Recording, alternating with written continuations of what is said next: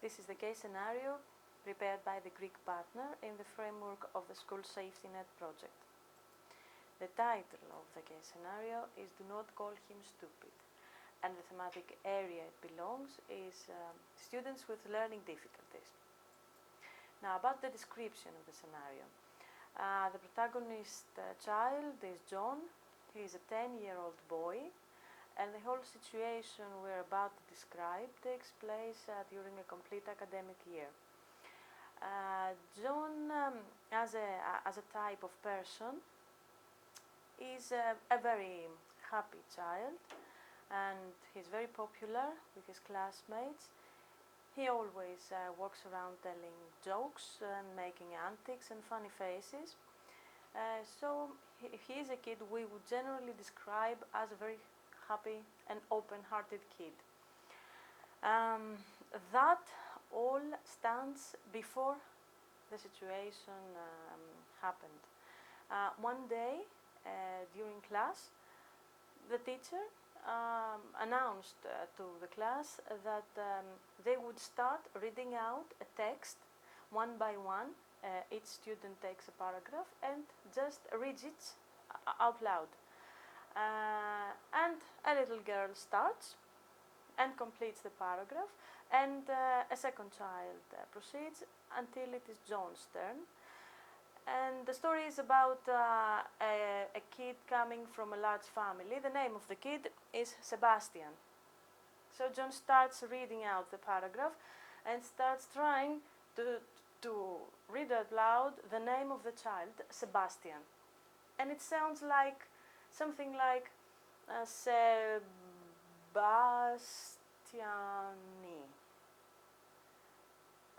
And that was a moment of reckoning, because it was the first time that the classmates realized that this couldn't be happening.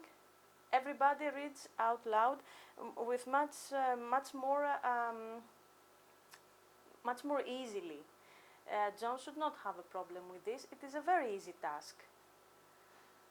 So it's one of these moments that everybody stops talking, and it's an awkward moment that makes John go red in his face, and just sits down and tries to hide behind the desk.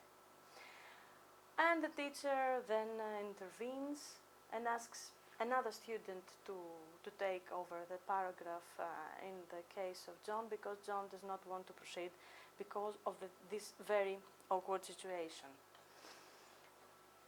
And this is the starting moment of this whole problem, because after this moment everything starts changing, and it changes rapidly. The classmates of John act as expected in situations like that, because kids are very rough at their behavior. They are very they are not polite. They don't do much thinking before acting. So very rapidly they start going back to the incident. They do not let John forget. In every chance they get, they start laughing at him. They remind him of Sebastiani, and this situation is getting worse and worse by the hour. So they laugh at him, they make him feel bad, they stop playing with him, and they don't laugh at the jokes he tries to make, because now he's he is much more self-restrained. He does not express himself as he used to. The teacher now in this situation, as you probably have noticed, the way the teacher reacted to the incident was not the best possible reaction, because the teacher did nothing to correct the situation. He just wanted to get it out of the way. But the way this happened did not make it any easier for John. The problem was there that same day, the day after that day, and the months that followed, because the teacher did nothing to correct it. He just tried to get it over with. But in situations like this, it is very usual to have a child that is at the age of 10 but cannot read very well. Tasks that other 10 years old find very easy to accomplish, for some kids, for some very specific reasons, are not that easy to do. And everybody must understand and must know, if for some reasons they don't know it yet, that this is not something to laugh about, and this is not a problem that has to do with a kid that is stupid, that is dumb, that cannot understand and will never learn to read, because this never happens. So the parents of John, they should have a more active role in the situation. Parents were notified about the incident by the teacher, and the teacher in this case tried to get them involved, actively involved, because it was a correct response on the part of the teacher. Parents can actually have a very positive influence in situations like that, when the child comes back at home at noon and is much more relaxed from the pressing situation at school. Then we can do so many things to make him feel better and make the self-esteem of the child grow a bit, because it is a very hard situation that he faces all day from morning to noon. Parents in this situation did not do anything drastic, but they are expected to do drastic things because they are the parents of the child.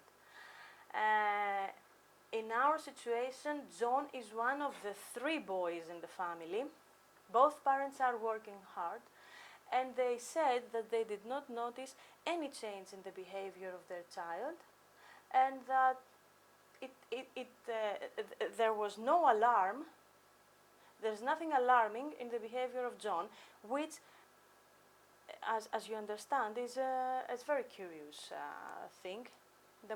It is more probable that parents did not have the time to see the signs.